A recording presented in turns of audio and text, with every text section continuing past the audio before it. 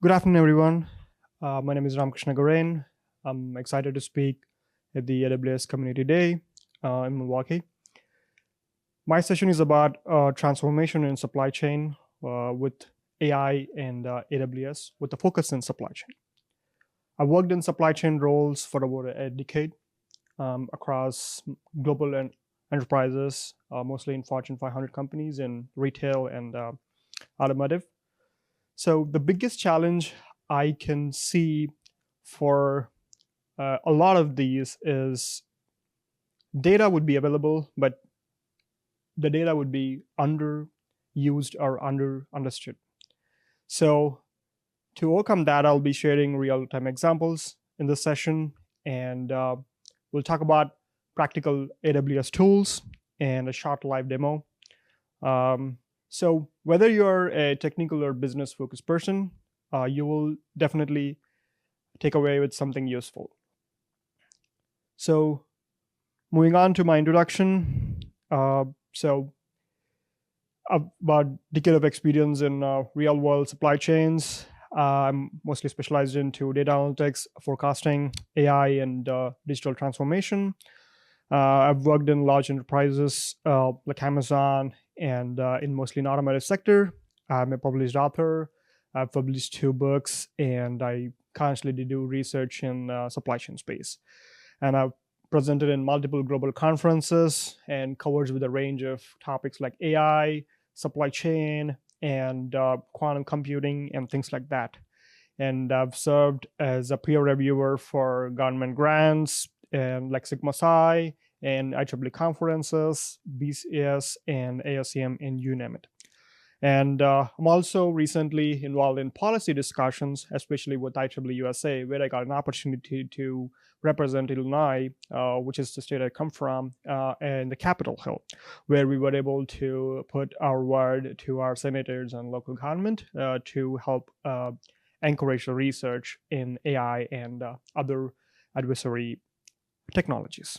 So I'm also a mentor in the bodies like BCS, IET, and ASCM.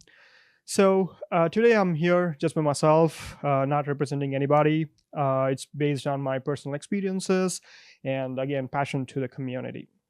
So we'll talk about what's broken in supply chain world today.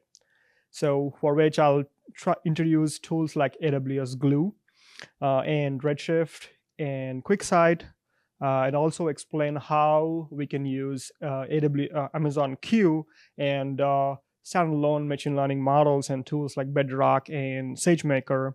And then I'll pick 2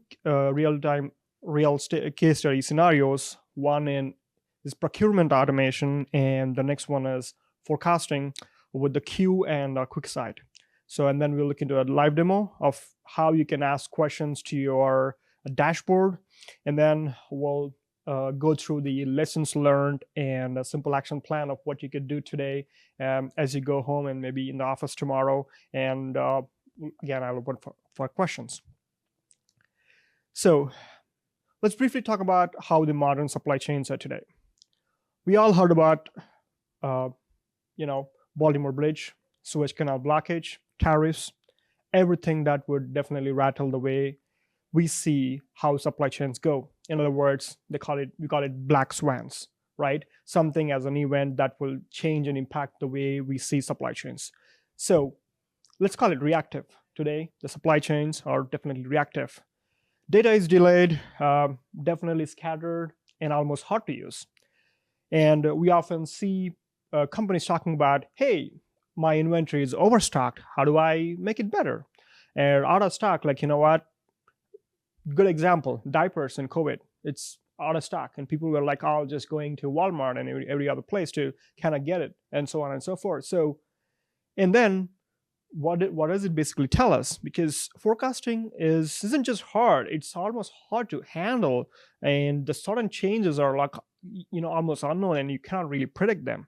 So, and the most of the reasons are why, because a lot of teams, especially in supply chains, they use Excels and the kind of the old ERPs and then emails and things like that. So say if you ask an even basic question to get to, hey, where is my stock? And then we often see that the BI engineer or somebody responsible for that has to go to multiple reports and get you a simple answer for a simple question. So saying that, we can definitely say that it's not a data issue anymore. It's a visibility and intelligence issue, which means lack of visibility is lack of decision making, and lack of decision making is obviously impacting your financial numbers and so on and so forth. So what's the fix here, right?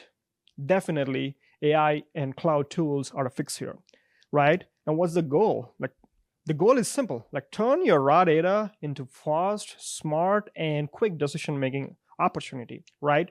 Like pick a data, be it raw or be it whatever the pre-processing that needs to happen, treat it as something that can, obviously rely upon, and take it and look for a fast, reliable, and predictive decision support.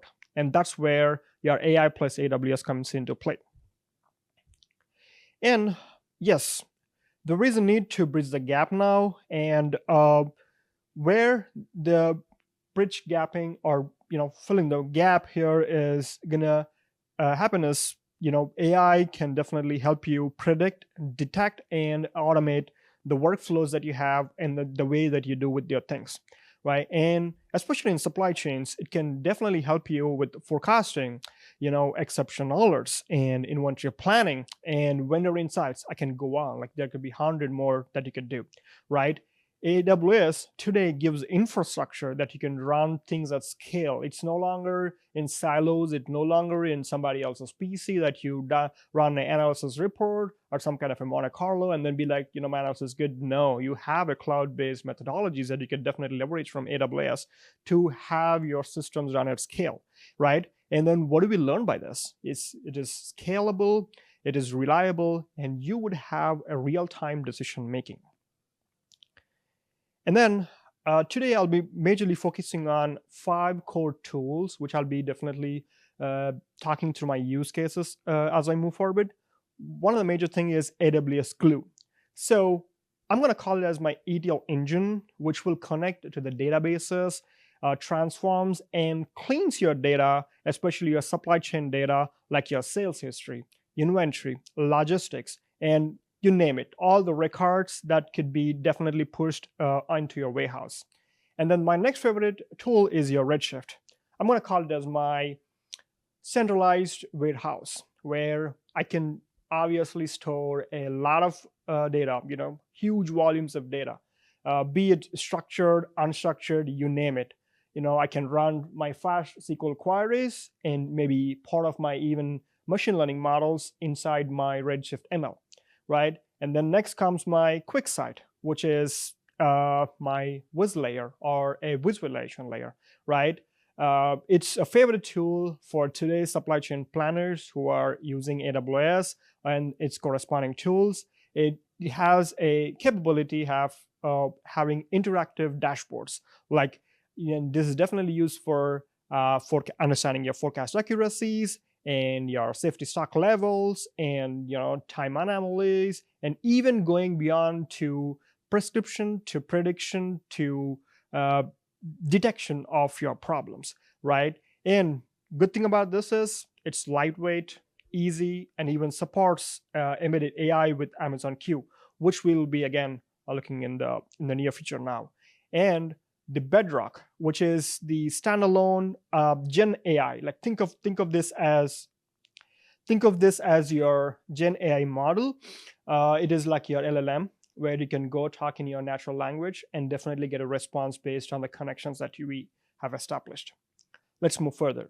Now let's deep dive into a case study that is about a global company where they have mentioned that they have a slow procurement process.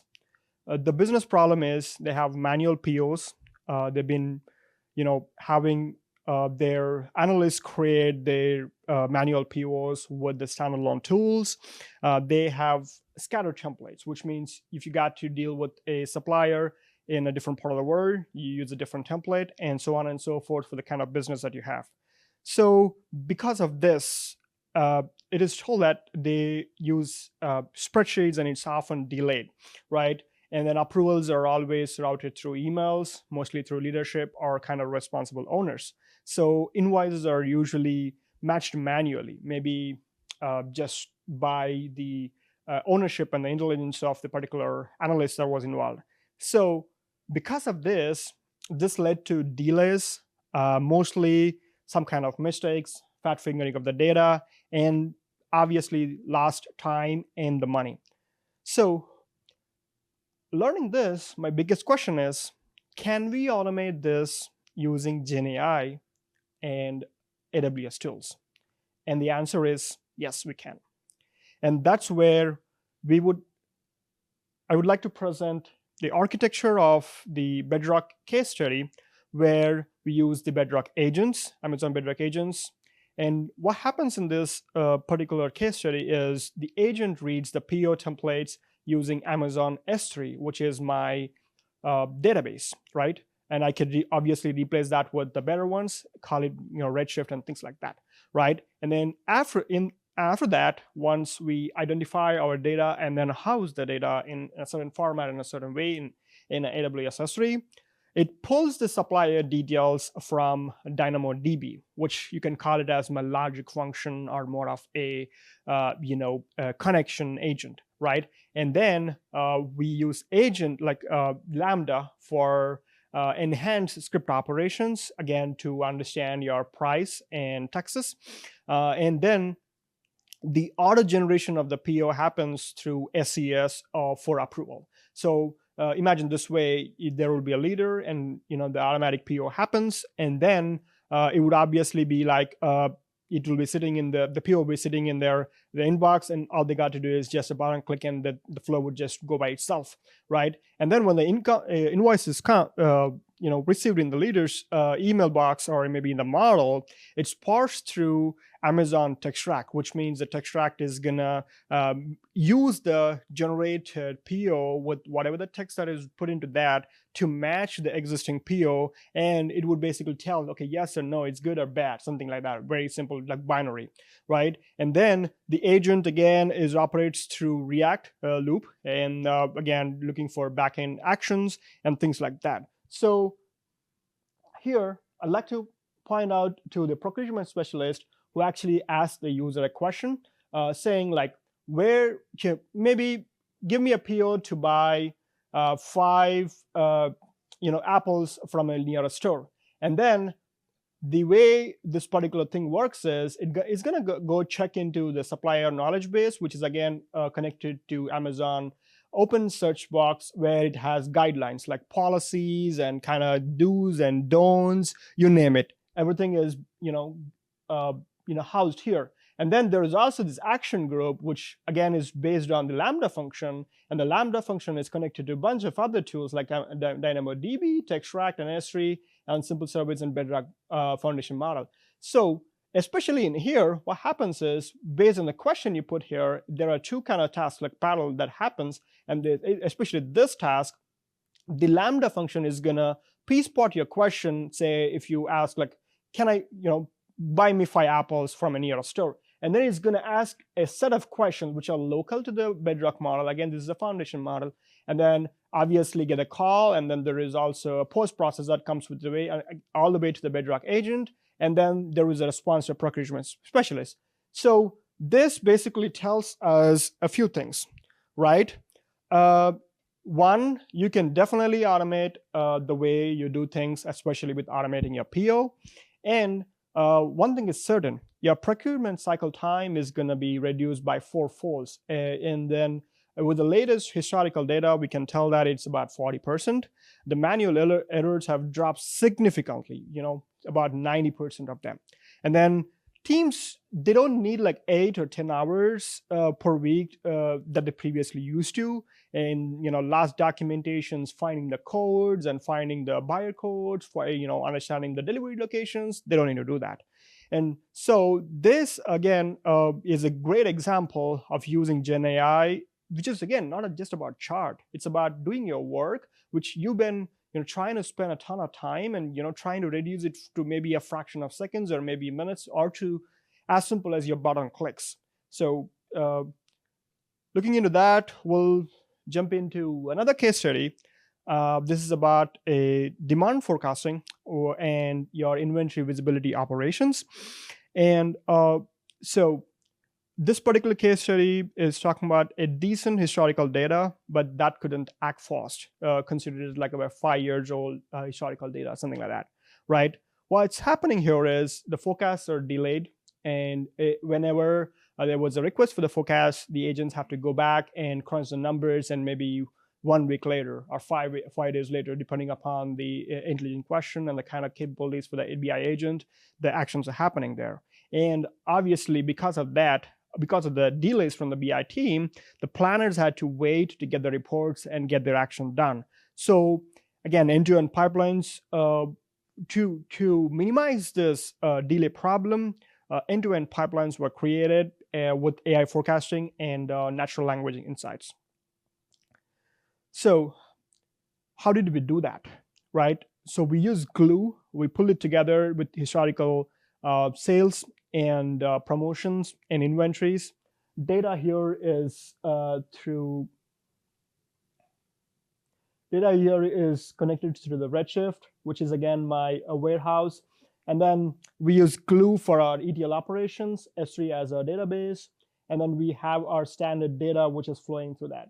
And then we build the visualization through the QuickSight, right? On top of it, we have SageMaker and Amazon Q. SageMaker is your considered as a model repository. You can have XGBoost or any kind of machine learning model with a range of models that you can use with that.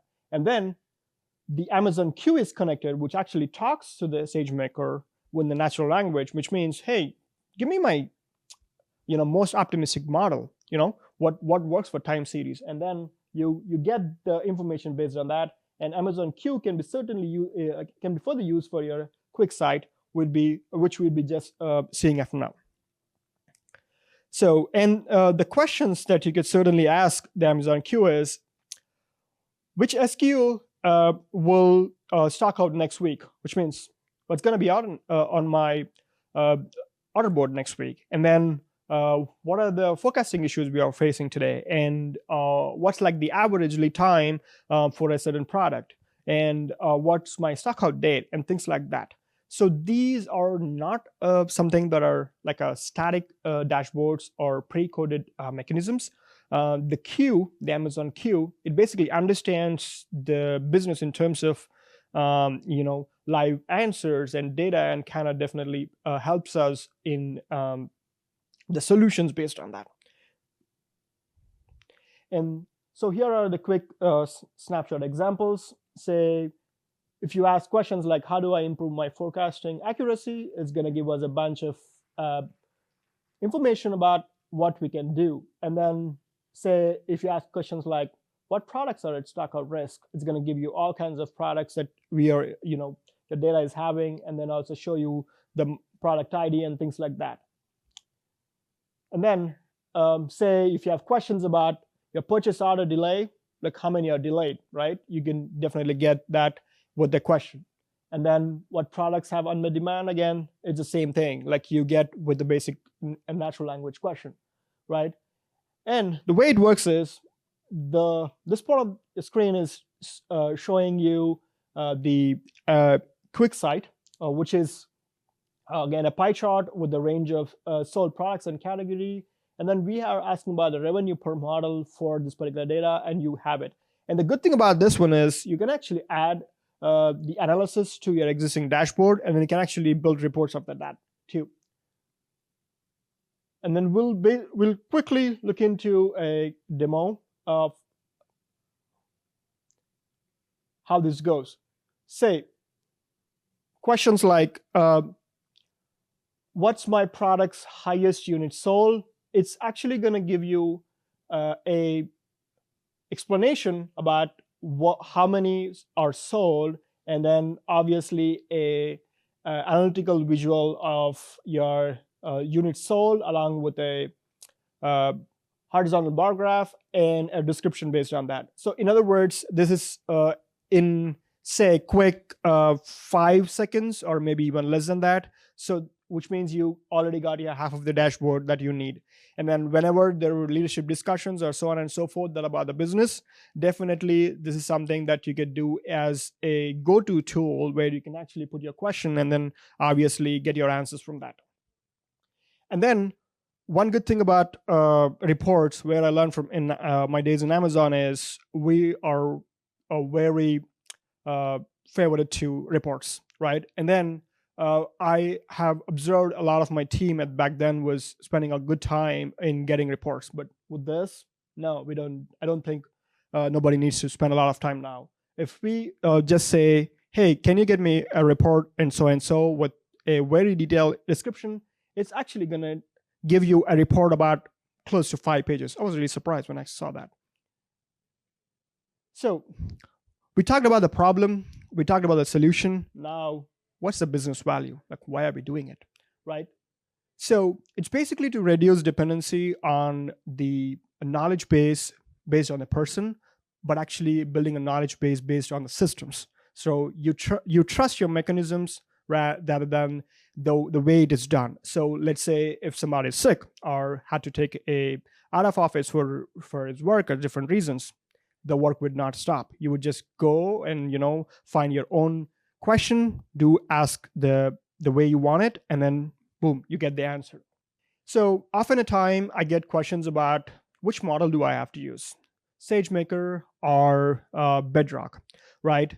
So I wanted to basically just simply tell, right, SageMaker is your custom-built analytics engine, which means you have a range of models that you can use, starting from your XGBoost to LSTMs to CNNs to RNNs to others. Like you can actually select them, right? But Bedrock is your Gen AI, considered as like your natural language tool where you can put your questions in your own language and then get an answer from that.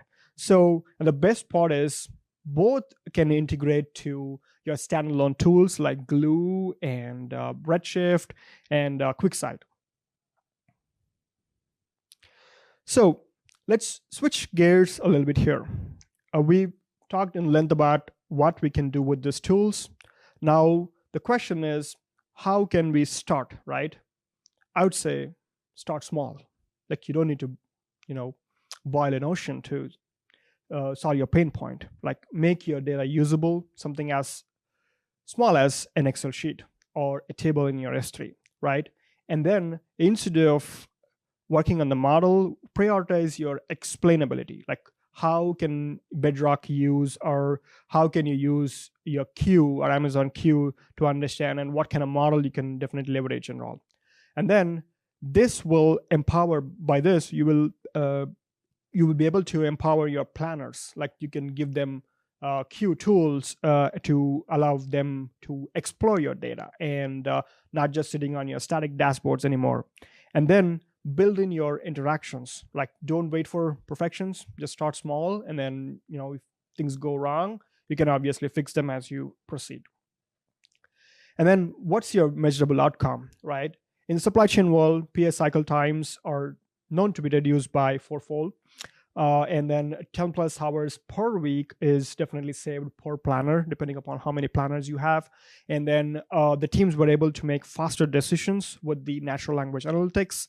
And then forecast accuracies have improved at least by 2-fold. So this is the result of kind of integration into AI plus the awesome tools that we have just discussed. So simply put, this is not just a practical tool or more of a hype tool anymore. It's actually helping you with the practicality, and then it's definitely amplifying the way we are doing things, or at least we did.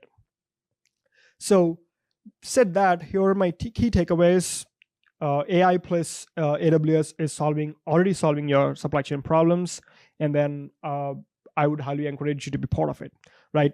Again, you don't need a massive ML team to get started. You could definitely start small and smart, right? And what I could also tell is the future is with the embedded technology. What I mean by embedded technology is you would have a fusion of say, supply chain tools, with AI, with visual tools, and everything talking in the same line and same length of the language. So it's definitely important that you be in the cross-section of those innovations. And then with the one data set, you can obviously look for opportunities to grow further. And then a stepwise procedure for your basic understanding. Take your sales PO as your data source as step one. Maybe pick your Excel or ERPs, and then use your Glue as your step two to transform your data and push that to Redshift as your step three, or maybe use Spice, which is an integrated tool with AWS QuickSight today. And then once you have it, make sure that you enable your Amazon Q with security credentials at AWS QuickSight. And then obviously once you have it, you can actually build a model, which is again embedded in the AWS QuickSight with natural language questions. So, start experimenting like a sandbox environment, or maybe a POC with a minimal cost. So here are the references that I've used for my presentation.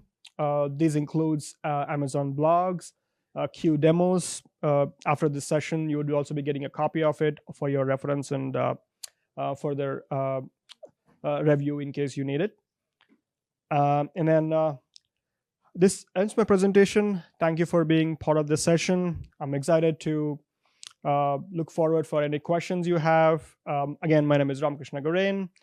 Whether you are an engineer or a planner or just a curious guy like me, definitely start using tools like this, like Glue and Redshift that we just talked about. Said that, if you have any questions, we have a few minutes left, and I can take a few.